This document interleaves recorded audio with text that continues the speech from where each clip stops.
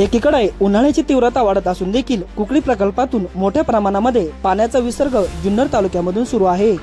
पाण्याची राखण करण्याची गरज असताना तालुक्याचे लोकप्रतिनिधी आहेत तरी कुठे असा प्रश्न जुन्नर तालुक्यातील संतप्त शेतकरी वर्गातून विचारण्यात येतो आहे।